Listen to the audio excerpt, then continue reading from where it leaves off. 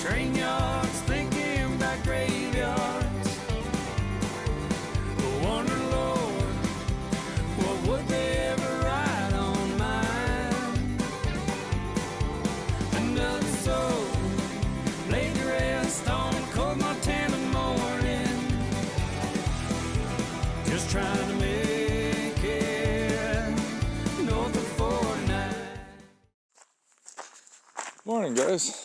So, let's see what's going on here. Doesn't look like anybody fixed the dam down there, but it does look like some fresh activity right there. Something's been up on the side of that. So, let's just check and see.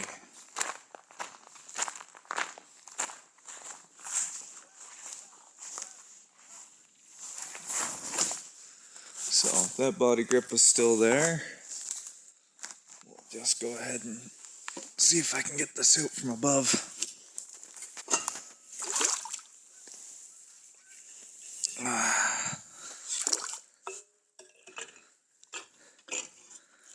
The door is down. There we go. So we got,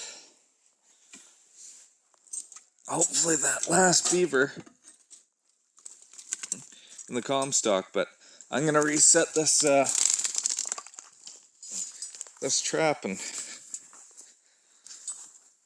throw it back in, because I was expecting a bigger beaver to be in there, not a little guy to be educated like that. So that's pretty awesome. We'll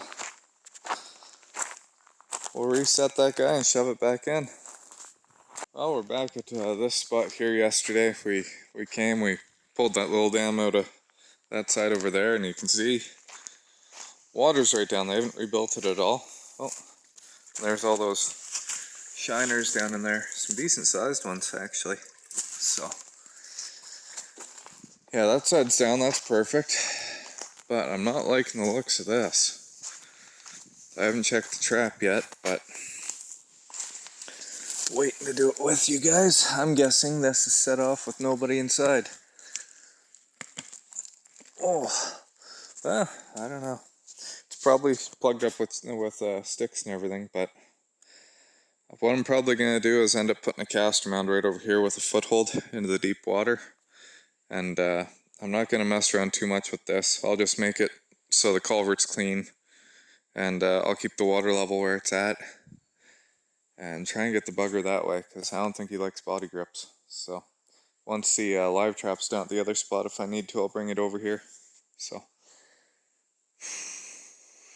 yeah, I'll show you what I figure out.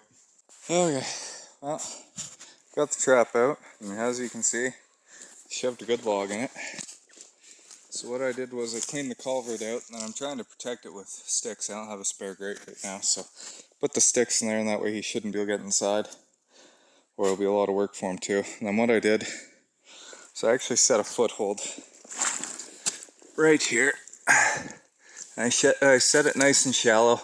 It's down maybe a couple inches. I really need a front foot catch.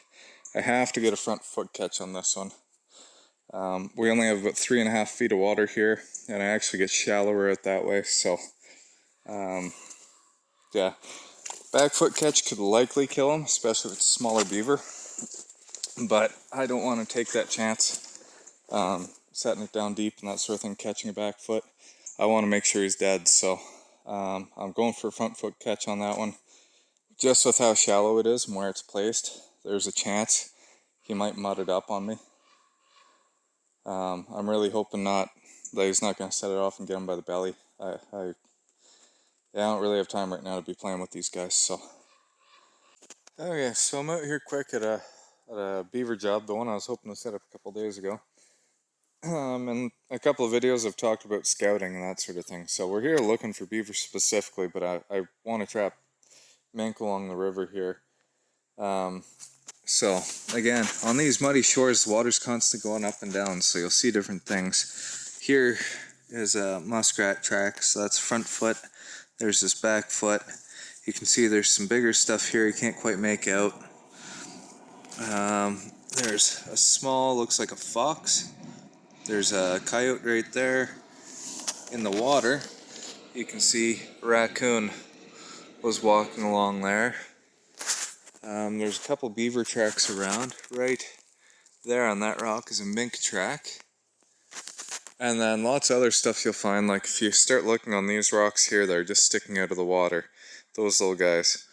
Sometimes you'll see muskrat and mink poop on top, so that's another really good indicator of what's going on here. So when you're out looking for one thing, no matter what it is, keep an eye out when you're out here, and you're going to find all sorts of other stuff once you start looking. So the reason why I came all the way down to the creek bed, or the river bed, I know where they're pulling the trees up the house, but I was trying to see if they've got a feed pile tucked in somewhere here, because they've been cutting a pile of trees. So I can see all the way down the shoreline. Basically the point there is the end of this fellow's property. So there's nothing going on in this shore here. And I can look down this way. There's nothing going on that shore there. So the beavers are either coming from a long ways away or across the river. But we're going to try and fix the problem here. I got a couple slides that I found really easy. And I think we might use a couple of poplar sticks stuck in the bank here, just along this edge to clean up some extras while we're here. So I'll get them out really quick and I'll show you what that looks like. Just really quick. So right here is a big beaver track. So that's his back foot. There's a front foot. Then you can see there's the raccoon tracks going up that way. More coyote tracks, raccoon track. And there was a turd over here. This looks probably raccoon. I was going to say otter at first, but it looks more like coon. So they're around. They are in Alberta. Let's take a look at what I got set up here. So we got 5 along the bottom. I still have one to set up there, but there's going to be 5 on the bottom here. So really quick, just kind of got this little pocket here that's cut out. They've been going up, obviously. There's a trail up there, there's another trail right here they've been cutting on. So I've taken this poplar, put it in the bank where they can see, and then the trap right below it, and I've kind of fenced around it. The triggers are T'd or V'd nice and wide, that way they shouldn't get spooked by it. And I put those ones on the inside. A lot of times it really doesn't matter too much, but that's kind of what I felt like doing there. So this one here is going to be a lot harder for them to see. So I mudded up this bottom here to make it look like Beaver's been using it. And your body grip is right here, blended in. And I put triggers on top, V'd down. Because when they're climbing, their head's going to be low to the ground. They're going to try and go under that trigger. So, and then I blocked in the side, that way they're not going to try and go around it there.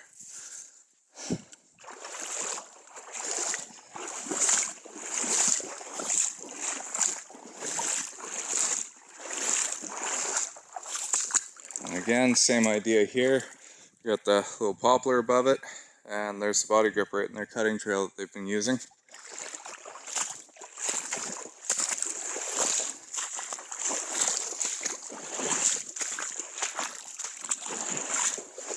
Go down to the 4th one here. This one, I didn't do anything. I didn't put any bait or anything on it. The body grip's up there, just right before that ledge where he jumps up and that sort of thing. So again, triggers on top, V'd down, staked on the sides, blended in a little bit.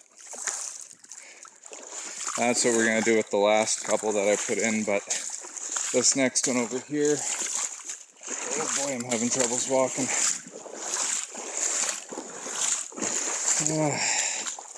This last one here I'm going to put, see where the poplar is. It's kind of a nice little pocket in there too. So I'm going to use this natural landscape you can see here. It's big rocks in the way, so they're not going to come from this side. I'm going to set the trap right in here and kind of fence it a little bit on that side. The tree's going to be right here. So that's our bait instead of castor.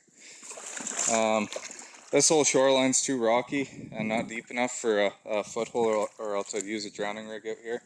If I had like 15 feet of cable, I could probably throw it out, but even still when a beaver's caught, good chance he's going to get across to the side here and back up. So I don't like footholds out on this sort of stuff unless it's really deep.